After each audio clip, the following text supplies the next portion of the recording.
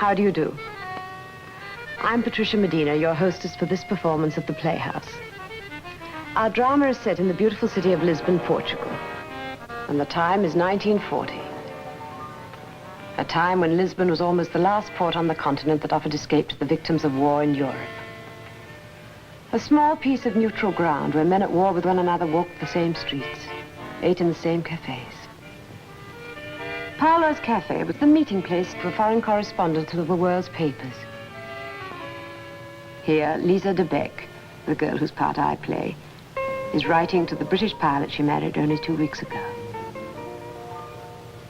Coming over here to Paolo's after filing my story for the day, I looked down toward the harbor where one of our British planes landed. And I know that next to it, on the quiet waters of the Tagus, there are planes with a Nazi swastika on them. How strange. When not many miles to the northward, these planes wreak destruction on one another.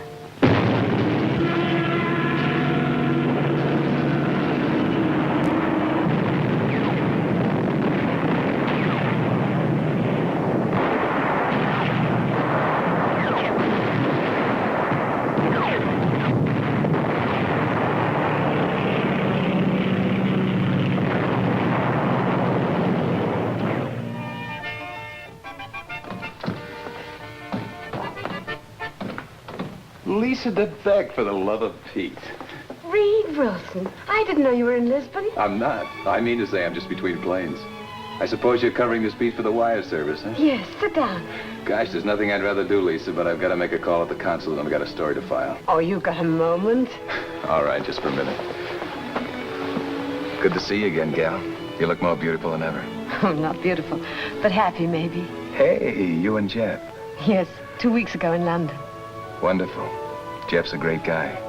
If anybody deserves you, he does. Oh, I'm the lucky one. Did Jeff get any kind of a leave so you could have that honeymoon in the country you're always talking about? Well, he had 2 weeks, but it turned out to be 2 days. The second day when we were coming back from a walk, a most heavenly walk, he got a wire and had to return to his base. And you went right back to work, huh? Mm-hmm. Too bad. But you still got your honeymoon to look forward to. Oh, yes, of course. You on your way back to the United States? Yeah. Away from this nightmare to your wonderful, peaceful America and to your girl. What girl? Oh, she wouldn't be very flattered to hear that. I don't know what girl you're talking about. The girl you told us about in London. Remember the night Jeffrey and I celebrated our engagement? He asked you if you weren't in love too, and you said yes to the most wonderful girl in the world. Did I really bare my soul like that? Mm-hmm. But didn't I also say she couldn't see me for dust? Oh, who could know you and not love you? Well, my paper back home for one if I don't get its story on its way. Wonderful seeing you again, Lisa. You too, Reed. Safe journey and happy landing. Thanks a lot. The best for you and Jeff. Thank you, darling. Bye. Bye. Friend of yours, Lisa? Well, yes, as a matter of fact, he is. He's just stopping by for his daily carrot. Bye. Bye. You hungry, honey? Por favor, señorina. Oh, excuse me, señora. Thank you, Miguel. Here, you want it? All right. Eat it. Thank you.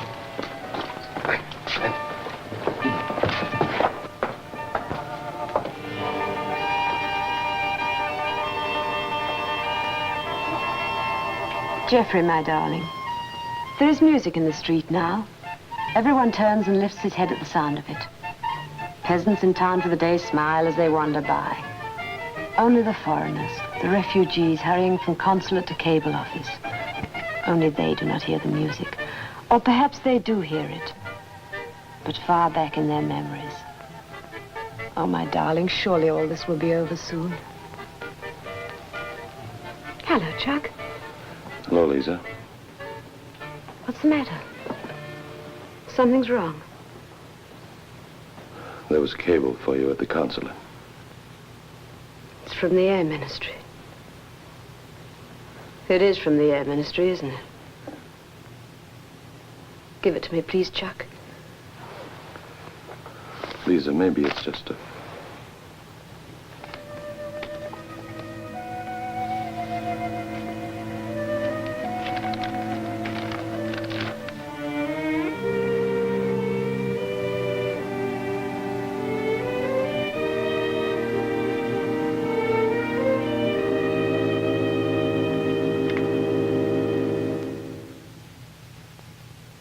Cigarette? Thanks. It is very good to see you again, Senor Wilson. Thanks, Miguel. How long it is you are away, Senor? 10 months, no? Since I was here for any length of time. But I did stop by and see you in May, remember? Si, you did. You're going to stay now, I hope. Maybe, who knows these days. Who knows indeed. Okay, Reed, how about some news from home? What's the real dope on how they feel in Washington? Does anybody still think we can stay out of this ruckus over here? You know as much about that as I do, Chuck. Well, look who's here. Why, Reed. Hello, Chuck. Hi, Lisa. So you're still in Lisbon? Yes. You back here to watch the drama from the balcony, as it were? How are you? Oh, fine. How's Jeff? Say, look, excuse me, Lisa, but... Yes, Chuck? Well, the toys I had sent over, the dolls and things. Oh, yes. They arrived here yesterday. Good. I'll send you a hotel for them. Heck no, I'll bring them up. That's wonderful. Don't mention it. Reed, now that you're here, I'll expect you to send home some things from my refugee house. I'd love to. What refugee house? The one on Avenida da Libertad. Has big columns outside. You can't miss it. Do come and see us. Goodbye. Oh, brother. What's the matter with Lisa, Chuck? She doesn't sound a bit like her old self. I didn't realize you hadn't heard about Jeffrey. Jeff? Are they sure? One of the other planes in his group saw his go down like a flaming torch. It was his first mission out. Poor Lisa. You never saw a gal like that. She stayed locked up in a hotel room all day. Next day, back on the job. Didn't say anything about Jeffrey to anybody, and nobody dared say anything to her about him. It's awful what it's done to her, Reed. Maybe you didn't get a good look at the expression in her eyes. What's this talk about a refugee house? Well, Lisbon's the last gateway to freedom on this battered continent for refugees. Lisa did a lot of work for them before Jeffrey was killed. But since then, she's been working like 10 people combined. Dashes off a story to a paper, interviews a couple of migratory potentates, then back to the refugee home to bathe and feed a bunch of hungry young kids.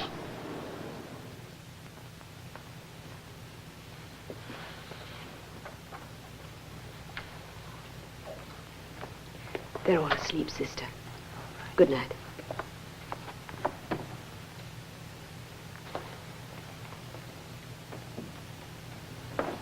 Hello, Reed. Did I come at a bad time? No, not a bit. I was beginning to think you'd forgotten. Would you like to go out for a while? I'd love to. The children are asleep and Sister's just taken over. I suppose Chuck told you, didn't he? Yes, he did, Lisa. There's nothing I know how to say. Thanks, I'd rather you didn't.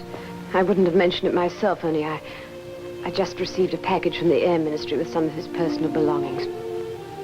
His cigarette case. Empty because he could never remember to fill it. His mother's engagement ring that he used to joke about. All the money in the world couldn't buy it now. And so little money bought it then. Photographs of his family, letters from his family. Letters from me to him. You don't mind my telling you all this? Don't be silly, Lisa. I'm only glad if you will. I never want to forget what I thought and how I felt as I opened those things. Jeffrey and the men who died with him, their business used to be life. I know that one of them had a wife, and the other two had sweethearts. And none of them, Reed, none of them were meant to die as they did. No one can tell me there's any shadow of sense in what happened. No one can tell me that this story, repeated in thousands of other lives, either has sense or is inevitable. I see it now as a grotesque and ridiculous fantasy. Terrible game we all play in dead earnest. And I know, as sure as I know that you and I are here in this room, that one day the generations will look back in amazement. They won't believe it was possible. And then it won't be possible again. And what about you, Lisa? Me? I don't know. Did you ever start to read a serialized story in a magazine and then never get to finish it? Yes, I guess so. I did that once when I was very little. The magazine stopped coming to our house right in the middle of the story. I've always wondered what the end would have been, but I never forgot how beautiful the beginning was. Jeffrey and I were very happy. Now there isn't going to be any end to that story. You're a remarkable girl, Lisa. There's only one argument I might offer. I see no more sense in what's happening than you do. But if you could see the time ahead when humanity's going to live according to the rules of sense, or democracy as we call it at home, then you might concede that the lives of Jeffrey and the rest have helped us take a few steps forward. Words, Reed. Those are words and ideas. Jeffrey's gone. I'm sorry, that was a fool thing to say. Excuse me, please, Misty Beck. Yes, what is it, darling? It's the new little Dutch girl. She's crying in her sleep. I think she must be dreaming about the bombing again. Oh, I'll go and see her. Reed, this is my little friend Hester. This is Mr. Wilson. How do you do, Mr. Wilson? How do you do, Hester? I'm very glad to know you. I'll be right back. Excuse me. You're an American, aren't you? Yes. I'm going to your country as soon as they find room for me on a boat. Well, good. We've lots of room in America for nice little girls like you. Say, Reed, it's about time you and I were getting over to that reception they're holding for the visiting brass. You ready to go? No, as a matter of fact, I think I'll skip it. Well, what's the matter with you, Reed? I've never known you to turn down good free food.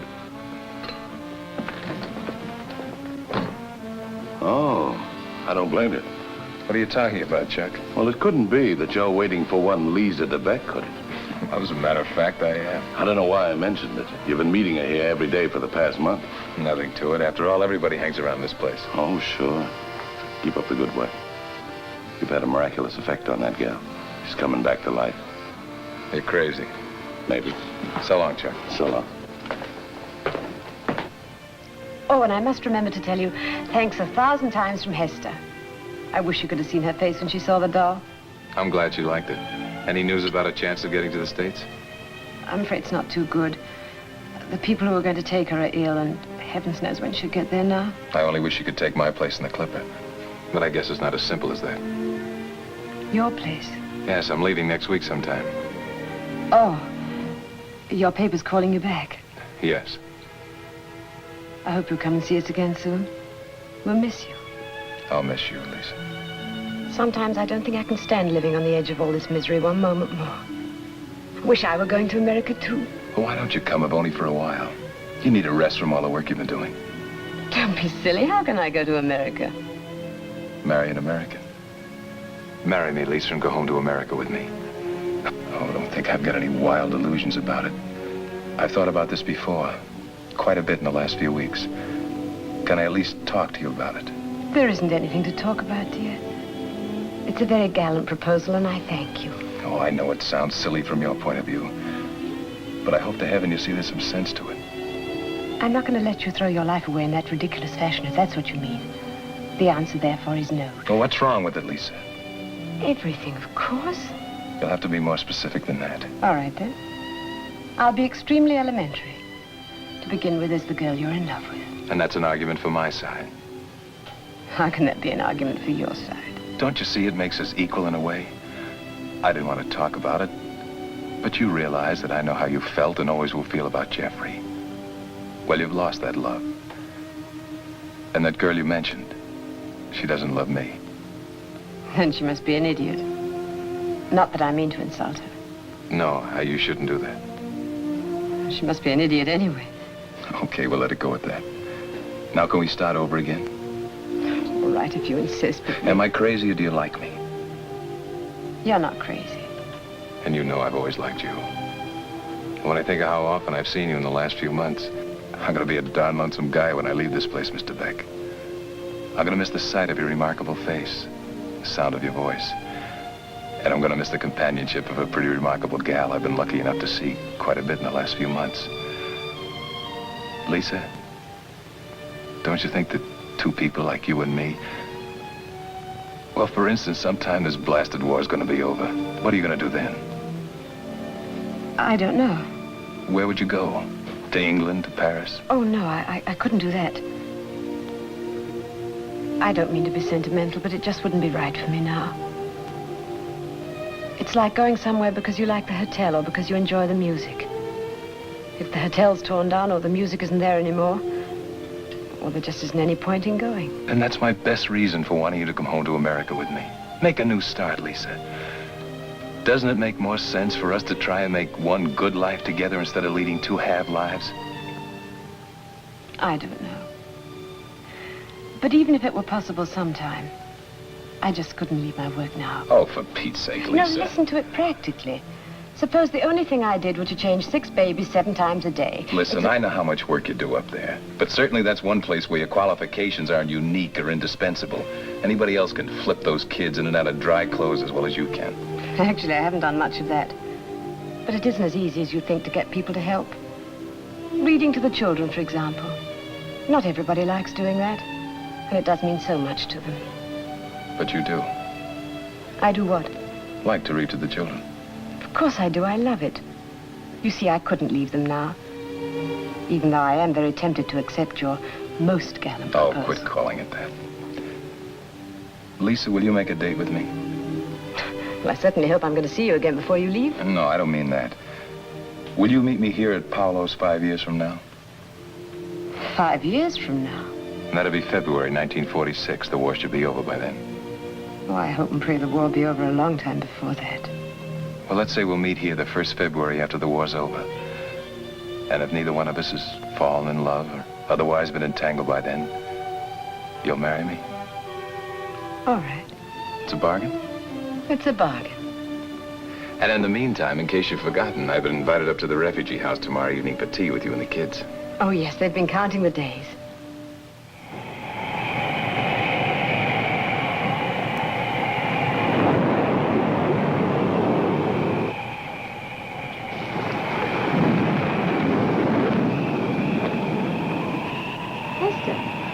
What are you doing? I'm afraid it's going to be a very bad storm, aren't you, Misty Beck? Yes, darling, I'm afraid it is. Perhaps I shouldn't put on my new pinafore. Good heavens, why ever not? Well, Mr. Wilson may not be able to get here if the storm doesn't stop. Then we won't have our party. Oh, we'll see about that. I used to like a storm. Yes, I used to, too. Don't you anymore? Not very much. Neither do I. It sounds too much like the war. I think we should get away from this window. Oh, no, please. I want to watch it. I don't want anything to happen that I can't see. I suppose we're safe enough behind this big wall. It was in the dark that they took my father away. I didn't even get to say goodbye to him. You mustn't think about that anymore. It was night, too, when the bomb fell on our house. I didn't know anything until I woke up in the hospital. I know, darling, I know. They told me it was my mother who found me and pulled me out, even when she was so badly hurt herself. She died before I woke up in the hospital. Hester, your mother was a very brave and a very wonderful woman. How could anyone be that brave, Misty Beck? Because she loved you, darling. Much more than her own life. Do you think that God is punishing the people? Don't think so. I think the people are punishing one another quite enough as it is. My mother and father are in heaven. I think they'll ask God to protect us.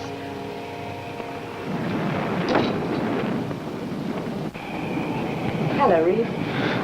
Oh, Mr. Wilson, you did come to the party. I'm afraid we'll have to postpone that, honey. I wanted to make sure you were all right. Look, Hester, I think I heard some of the small children crying in the nursery downstairs. I'll bet you could be a big help to the sisters in keeping them quiet. Yes, I bet I could. Go along, dear. What is it, Reed? I'm afraid this thing's going to do a lot of damage, Lisa. We just received a hurricane warning. Can you take any more children up here? Why, yes, of course, if it's necessary. Good, then prepare every bed you can lay your hands on. We'll need it. And I'll see you later. All right.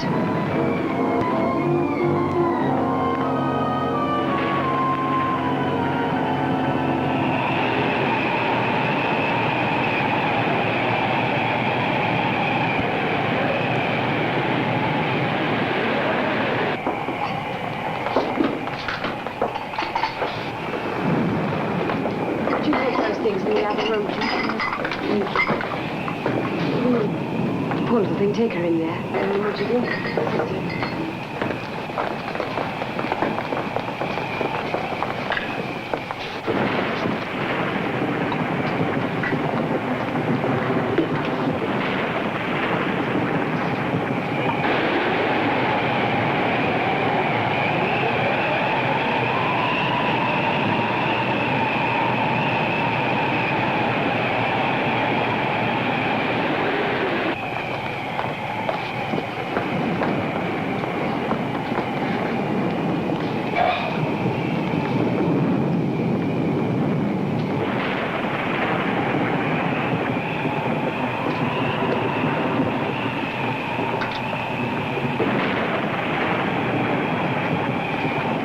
away from the window, dear.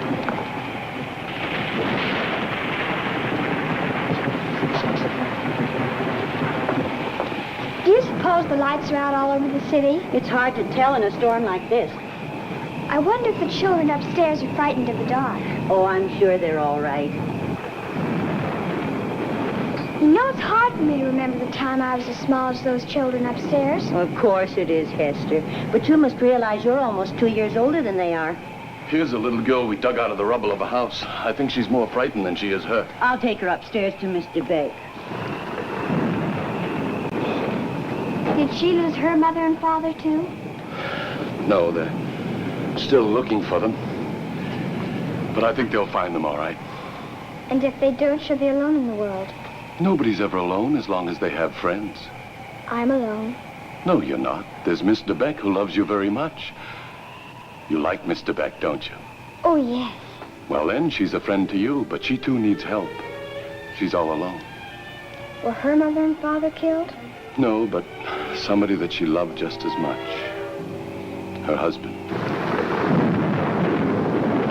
Now, Hester, she feels the same as you, that she's all alone.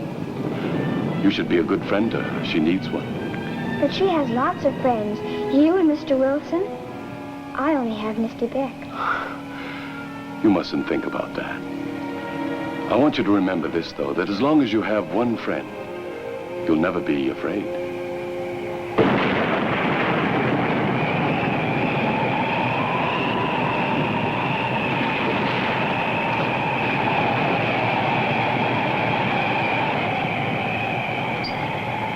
Hester.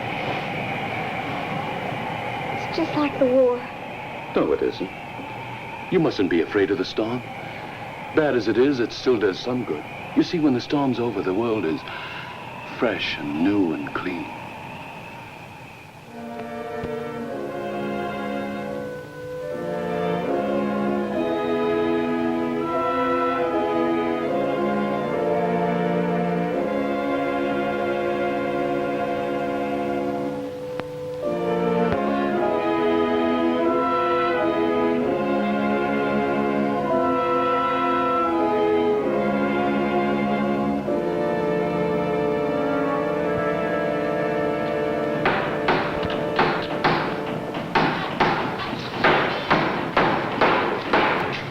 Somehow it always gets to be morning again. There were a couple of times in the last few hours I wasn't so sure about that. Good morning, Miguel.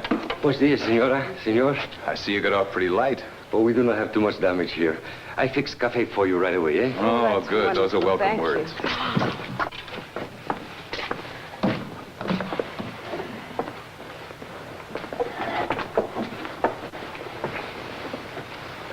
Now, will you promise me you'll get some sleep? I don't need any sleep. All I need is a bath and a change of clothes. I'm going to have to appoint somebody to keep an eye on you after I'm gone. Chuck, maybe. Reed, Huh? I don't want to wait those 5 years. I want to marry you now. Well, that is, of course, unless you've changed your mind. Lisa, looking away, I have changed my mind. I had no right to ask you to marry me at all. I told you my paper called me home. They haven't. I'm going home to enlist. I don't see how America can stay out of this thing much longer. That's all the more reason I want to marry you now. Darling, remember a few months ago when I talked to you about Jeffrey's death? Remember how bitter I was? You tried to make me see there was some meaning in his sacrifice, and I just couldn't see the truth of it. Well, I think I do now. It's such a simple truth. Love for others. But like Hester's mother, it has to be a love greater than your own life. When Jeffrey was taken, all I could think of was that my life was over. In a way, it was. But I have another one to live. And I need someone to help me live it. I need you, darling. And I love you. And need I tell you, you're the only girl I've ever loved. But how can I ask you to go through that uncertainty again if America gets into... I'm not afraid. We'll live one day at a time and have faith in the future. We'll get married, and I'll work wherever I'm needed. And I know one day we'll have a happy life together. You and I, and how about Hester, too? Oh, Reed, thank you. I do love you.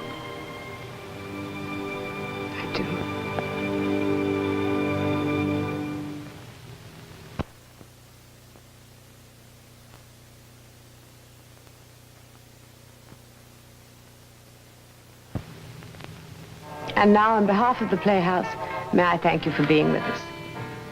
This is Patricia Medina inviting you to join us again next week. Goodbye.